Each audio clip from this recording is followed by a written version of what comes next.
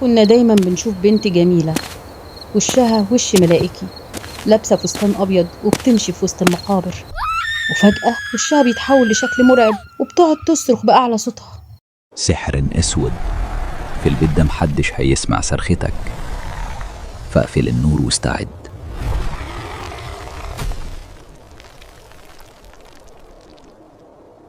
اسمي يوسف سالم، وأبويا مات، بس قبل ما يموت كان بيموت كل يوم شوية.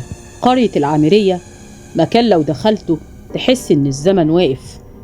البيوت قليلة، والليل لما بينزل ما بيسيبش مجال للصوت. آخر القرية كانت الجبانة، بس واسعة كفاية إنك تحس إنك لو دخلتها هتتوه حتى لو حافظ الطريق. أبويا سالم كان حارس الجبانة من سنين، راجل هادي نحيف، وعينه دايما فيها شرود، زي واحد شايل هم مش عارف يقول. كنا عايشين معاه في أوضة صغيرة على باب الجبانة، باب لو فتحته تشوف القبور قبل ما تشوف الدنيا. أمي كانت دايما تقول البيت ده خانقني، وأبويا يرد إحنا عايشين على الحافة طبيعي. بس اللي ما كانش طبيعي إن أبويا كان يقعد يبص على القبور ساعات من غير ما يتحرك.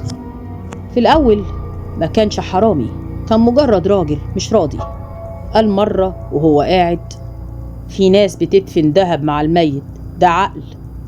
وبعدها بفترة لقيته ماسك خاتم دهب، ما سألناش فين ولا ليه. ومن هنا ابتدت الغلطة الصغيرة اللي كبرت مع الوقت. أبويا اتغير من غير ما حد ياخد باله، بقى ينام قليل، يتنفس تقيل، يتفزع من أقل صوت. كان يقول السكوت ده مش مريح.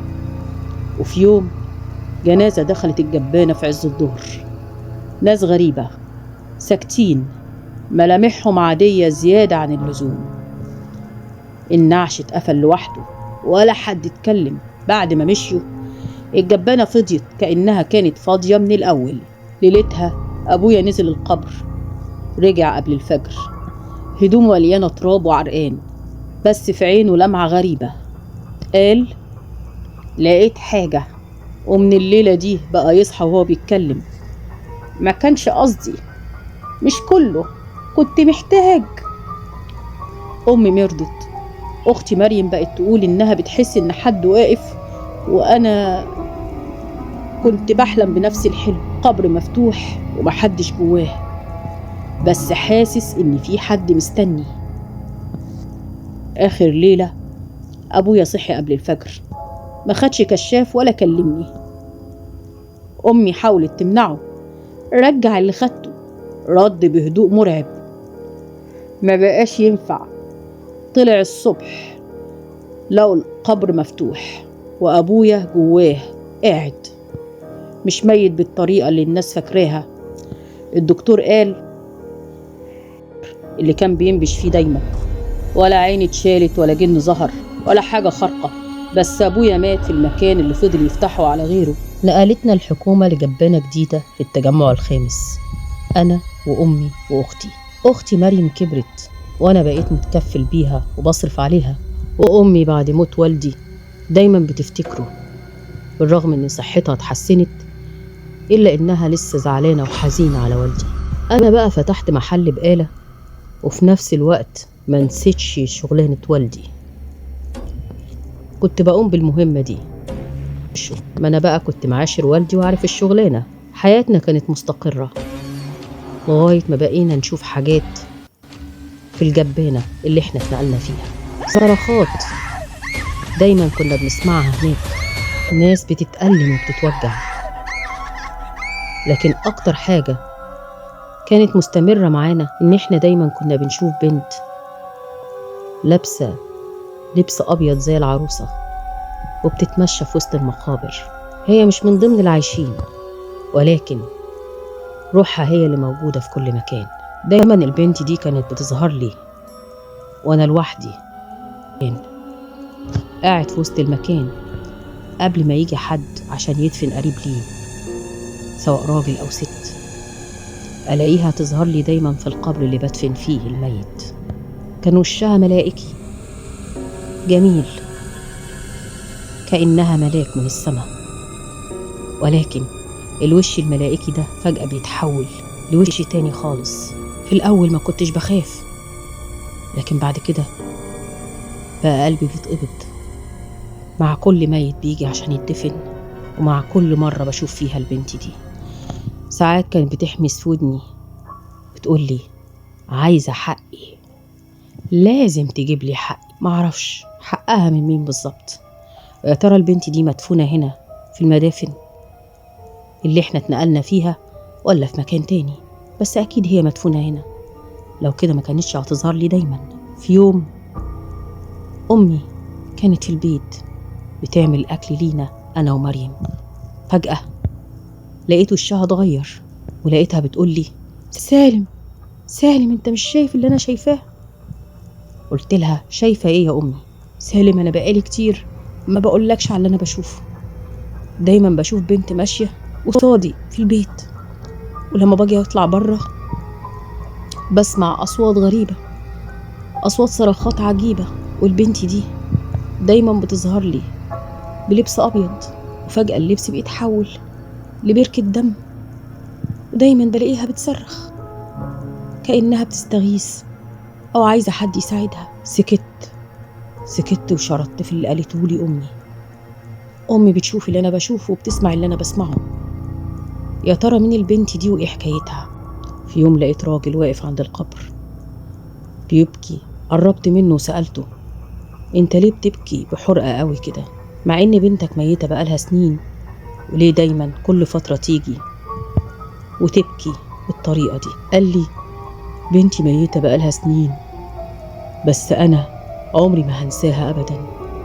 بنتي ماتت في عز شبابها، ماتت مقتولة بإيد مين وازاي معرفش. مين اللي قتلها؟ مين اللي استباح دمها؟ برضو معرفش. شكيت في الأمر، قلت له هو بنتك دي شكلها ايه؟ تقدر توصفها لي؟ وصف لي تقريبا نفس البنت اللي أنا بشوفها أنا وأمي، بنفس الملامح ونفس اللبس اللي كانت لابساه قبل الوفاة بساعات قليلة. قلت له طب هي ماتت ازاي؟ قال لي بنتي كانت جميلة، بتعطف على الناس كلها، عمرها ما زعلت حد، دايما كانت خدماني واقفة جنبي، كانت بنتي الوحيدة اللي ماليش غيرها. كان فاضل لها أيام وتتجوز، لكن حصل اللي ما كانش في الحسبان. لقيت ناس داخلين عليا بجثتها وهي غرقانة في دمها. معرفش مين اللي قتلها. بلغت وعملت اللي عليا، ولكن الحكومة ما قدرتش توصل لحاجة، وفي الآخر الجريمة اتأيدت ضد مجهول. ساعتها فهمت إن البنت اللي احنا بنشوفها ماتت غدر وعايزة حقها من اللي قتلها. قعدت أفكر كتير إزاي أقدر أتواصل مع روحها وأقدر أعرف حكايتها، يمكن أقدر أجيب لها حقها. شيء عجيب وغريب. معقولة اللي كان في الجبانة قبلنا ما كانش بيشوفها؟ ما كانش بيسمع صوتها وهي بتصرخ في عز الليل؟ ما كانش بيشوفها وهو نايم وهو صاحي؟ قررت إن أنا أقف قدام قبرها وأكلمها، يمكن تسمعني. قلت لها أنا عارف حكايتك وعايز أساعدك.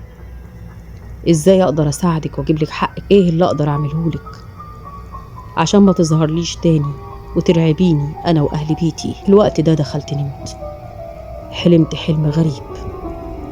حلمت ببنت ملامحها مش واضحة، ولكن اللي واضح واحد طويل عريض بيقرب منها وعايز يعتدي عليها.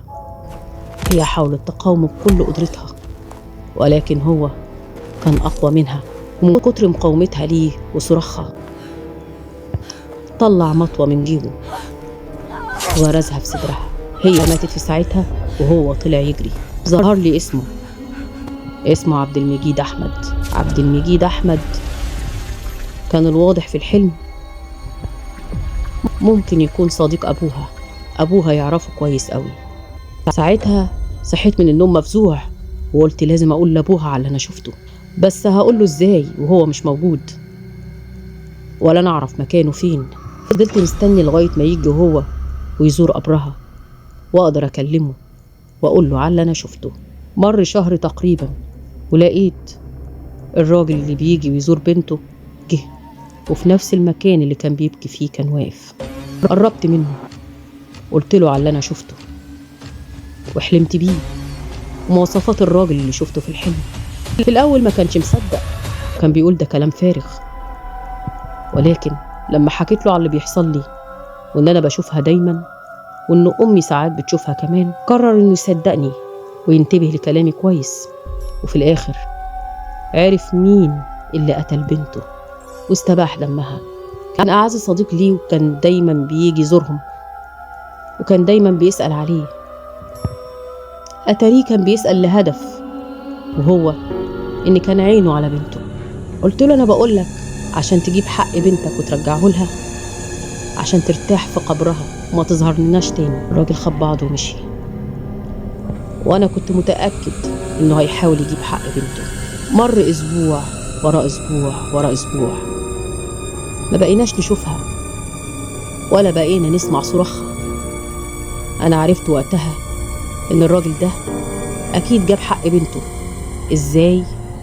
لغاية دلوقتي معرفش، بس أنا قررت أنا وأمي إن إحنا نسيب الجبانة، وإن أنا هفضل في شغلتي في البقالة وهصرف على البيت، ونبعد خالص عن الجبانة واللي بيحصل فيها، نسكن في مكان جديد وفي بيت جديد ونبتدي حياة جديدة. وفي النهاية نتمنى القصة تكون عجبتكم، وما تنسوش تدعمونا بلايك وشير. وخدوا بالكم، مع قناة سحر اسود الرعب لسه ما ابتداش.